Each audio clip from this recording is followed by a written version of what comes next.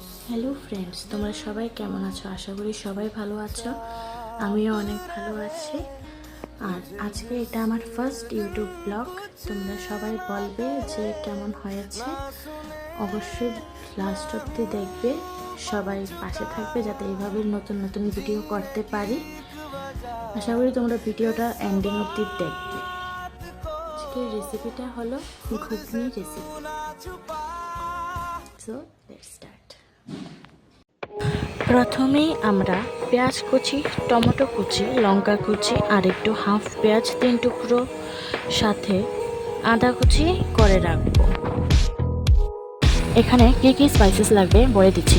একটু হলুদ গুঁড়ো, জিরা গুঁড়ো, ধনিয়া গুঁড়ো, 1 চামচ চিনি, পরিমাণ অনুযায়ী লবণ, কাশ্মীরি রেড চিলি পাউডার, গরম মশলা, একটা ভাজা মশলা আমি তৈরি করেছি। এটাতে আমি দিয়েছি দারচিনি, লং, এলাচ, আস্তা জিরে একসাথে পেস্ট করে শুকনো ড্রাই পেস্ট করতে হবে। তারপর 2টা মাঝারি সাইজের আলু কেটে ভালো করে বয়েল করে নেব। ভালো করে বয়েল হতে হবে যাতে ম্যাশড হয়ে যায়। তারপর টুকরো করে রাখা পেঁয়াজ আর আদাগুলি পেস্ট করে ফেলব।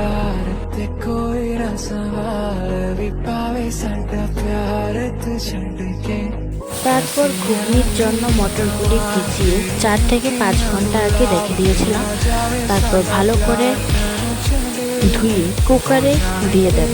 2টা সিটি দিলেই নামিয়ে নেব। তারপর খানিকটা মাস্টার্ড অয়েল দিয়ে দেবো যাতে ফ্লেভারটা ভালো আসে।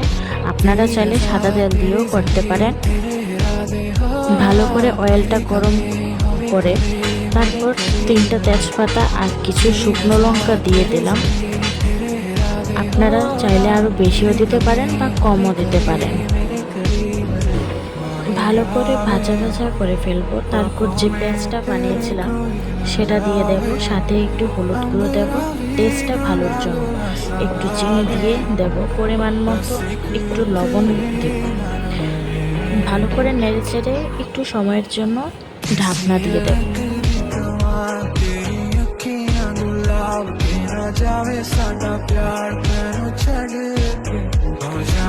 গ্যাসটা লো ফ্লেমে দিয়ে 5 থেকে 7 মিনিট পর ঢাকনাটা তুলে দেখব যে মশলাটা ভাজা ভাজা হয়েছে কিনা।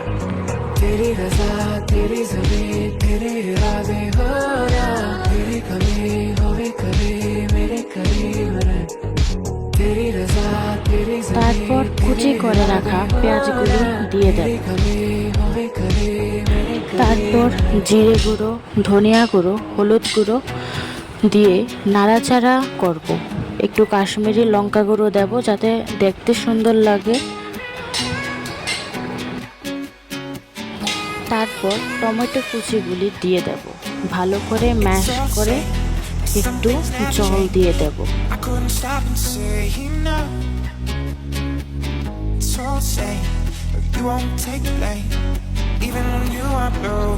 তারপর এবার ঢাকনা দিয়ে দেব 7 থেকে 8 মিনিটের জন্য।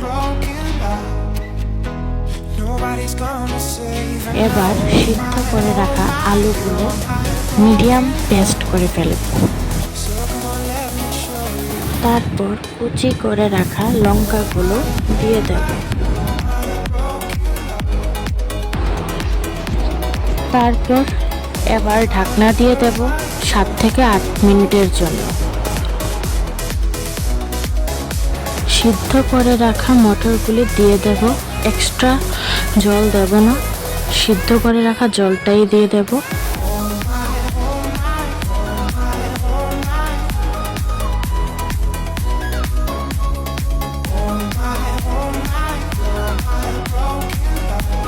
তারপর হাই ফ্লেমে দিয়ে রেখে দেব। জলটা একটু শুকিয়ে গেলে হালকা গরম মশলা আর আমার তৈরি ভাজা মশলাটা দিয়ে দেব।